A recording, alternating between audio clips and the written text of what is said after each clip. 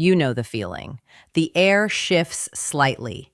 You become aware of your own hands, your own words, the exact sound of your own voice. And later, lying awake, replaying the whole conversation, one question won't leave you alone. Did they feel that too? Or was I the only one in the room experiencing it? That question has killed more good connections than rejection ever has.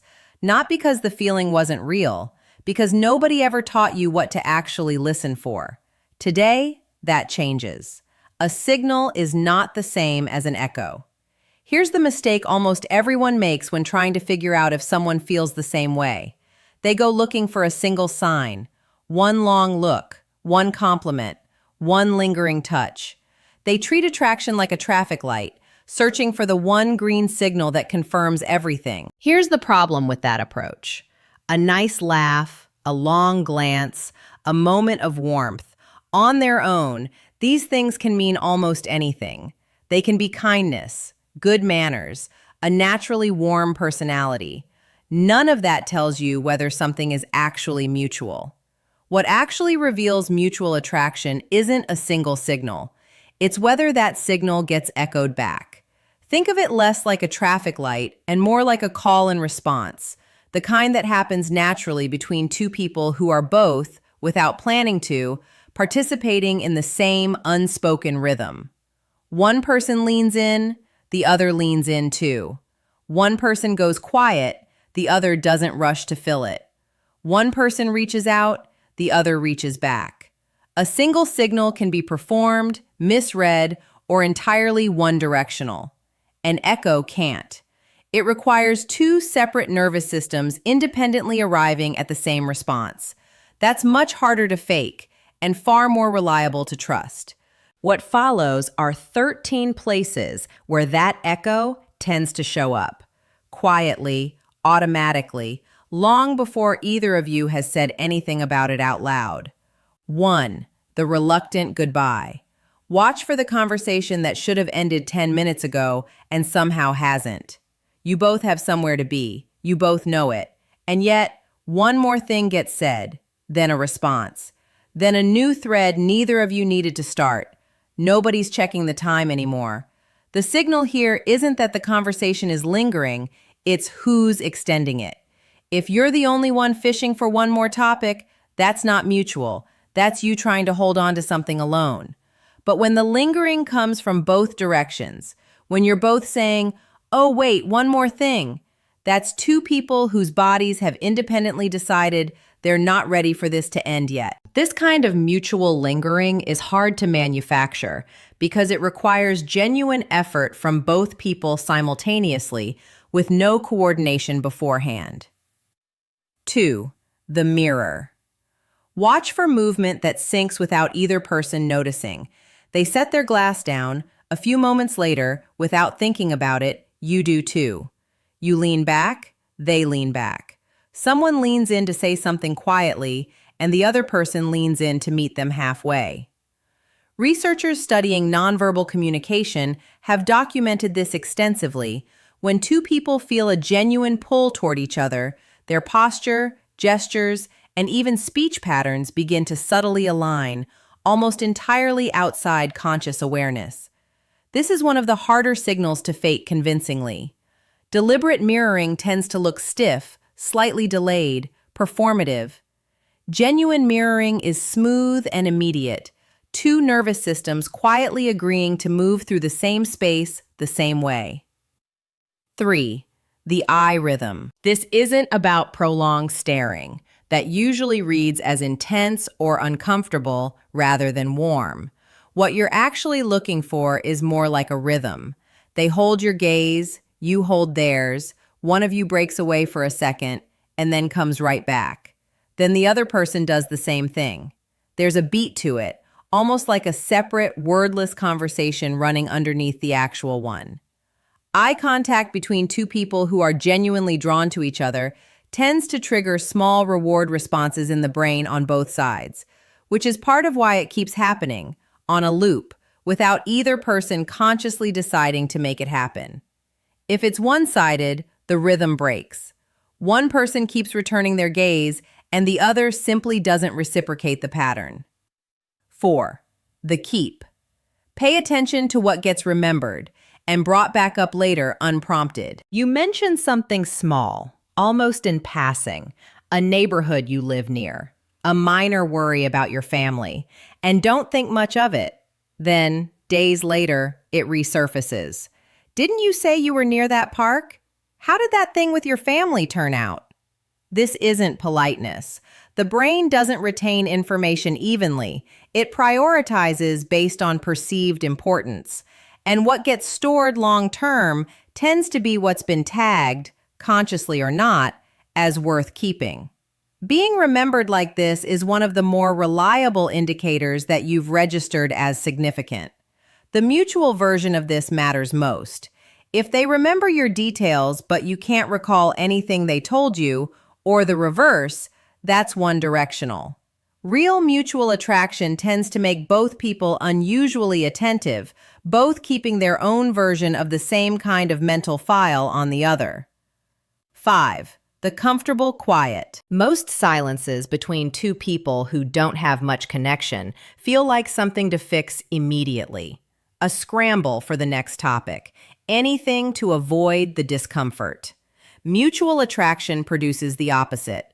Quiet moments, even short ones, feel easy rather than tense. Nobody's racing to fill the space. This matters more than it might seem.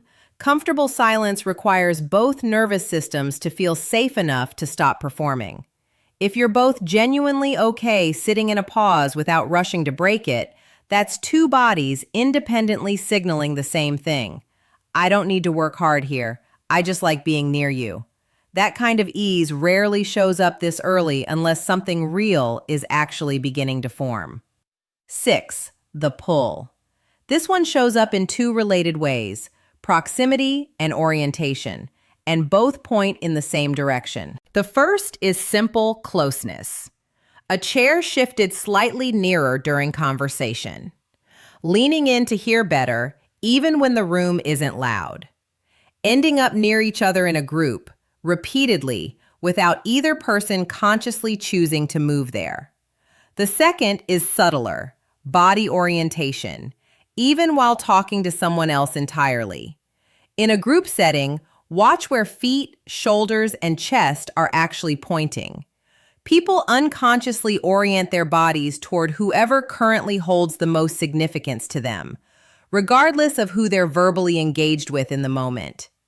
Both versions of this signal share the same underlying mechanism. Physical proximity seeking is one of the most basic, least consciously managed human instincts there is. Track who's doing the moving. If it's only you drifting closer, that's one direction. If they keep ending up near you too, even when you didn't initiate it, that's not coincidence. That's mutual gravity. 7. The warm tease. Light, affectionate teasing, the kind that makes you feel noticed rather than mocked, is a genuine signal worth paying attention to because it requires two specific things: comfort and close attention. You don't bother teasing someone you're not paying attention to. Noticing the small, funny, specific things about a person takes real observation. And when the attraction goes both ways, this kind of banter becomes reciprocal. It bounces back and forth easily, without either person worrying about how it'll land, because the underlying warmth is already established. This kind of teasing functions almost like a small, private language, its own inside joke generator, built specifically between the two of you. 8. The becoming. Here's a subtler one, worth checking against your own experience rather than just observing them. Do you feel sharper, funnier, more articulate around this person than you usually are? Do you find yourself telling stories more easily, laughing more freely? Now look at them. Do they seem like a slightly more vivid version of themselves too? More present, more animated, more them, turned up a notch? This isn't purely subjective. People consistently report feeling more capable and more like themselves around someone they're genuinely drawn to. And when that's mutual, both people experience this elevation simultaneously. You're essentially bringing out a better version of each other in real time because the safety of the connection makes performing unnecessary. Before the final signals, a quick but important note. None of what we've covered should be read in isolation, and none of it should be deliberately performed in an attempt to manufacture a connection that isn't actually there.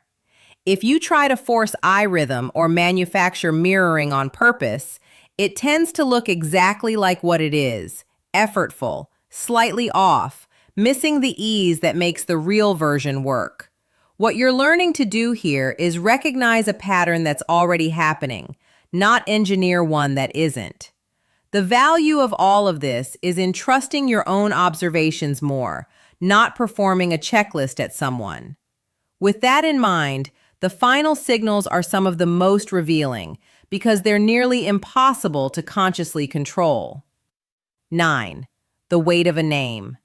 This one is easy to miss, but worth listening for specifically. When someone is genuinely drawn to you, they tend to use your name slightly more than necessary, sometimes opening a sentence with it, sometimes with the faintest pause around it, like it carries a little more weight in their mouth than other words do. Using someone's name is a small, specific way of saying, "I'm talking to you," specifically, not just whoever happens to be standing here. When this goes both ways, when you notice yourself doing the same thing back, more than you typically would, that's worth paying attention to. Names carry identity. Using someone's with that kind of unconscious frequency signals that their specific identity, not just their presence, has registered as significant. 10. The nervous calm. This might be the most reliable and least understood signal of the entire list. One-sided attraction tends to produce pure nervousness, jumpy, slightly strained energy, because one person is doing all the emotional work without anything coming back to steady them. Mutual attraction feels different.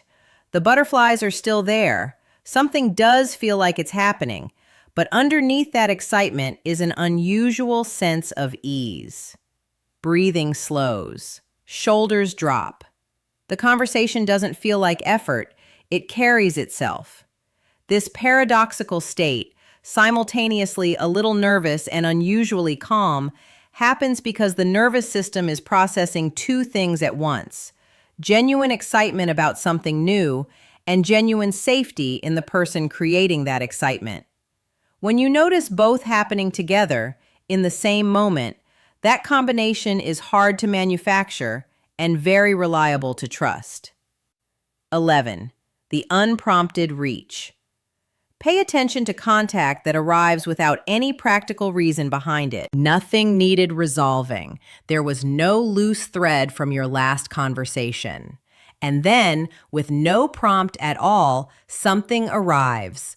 A song, a meme, a passing thought that made them think of something you'd said, sent for no functional reason other than you crossed their mind and they acted on it. This kind of unprompted outreach takes real, if small, emotional risk. It opens someone up to being ignored or seeming overly eager. People don't take that risk for connections they don't care about. For this to count as mutual, though, it has to flow in both directions over time. If you're consistently the one initiating and they're simply responding pleasantly, that's not yet mutual. That's one person investing and the other allowing it. 12. The future tense. Listen for small, almost throwaway references to a shared future. We should check out that place sometime. You'd love that movie, we should go. These are brief, casual sentences, but they reveal something significant. This person's mind has already, without deliberate intention, placed you somewhere in their future. When you notice yourself doing the same thing back, casually folding them into plans that haven't happened yet, that's two people's minds independently building toward the same unspoken assumption. This isn't ending anytime soon. Nobody's doing this strategically. It happens automatically once someone has decided, even subconsciously, that you matter to their ongoing story. 13. The long goodbye. This is the natural bookend to where we started, and it's often the clearest signal of all. The actual goodbye takes longer than it logically should. There's a shift in energy right at the end. The conversation slows rather than wraps up briskly. Maybe there's a beat of quiet eye contact right before either of you actually walks away. This comes from the same place as the reluctant goodbye we opened with, the part of us that resists ending something that felt genuinely good. If the feeling is mutual, you'll feel it in how they say goodbye, even if the words themselves are nothing more than "see you later." The lingering on both sides is the tell. Closing, trust the pattern, not the moment. Here's what to actually do with everything we've covered today. Stop searching for one definitive sign. Stop replaying a single moment, hoping it'll resolve into certainty if you just think about it hard enough.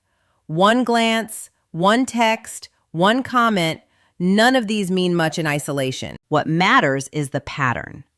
Several of these signals, showing up consistently, from both directions, across multiple interactions, that's the real footprint of mutual attraction.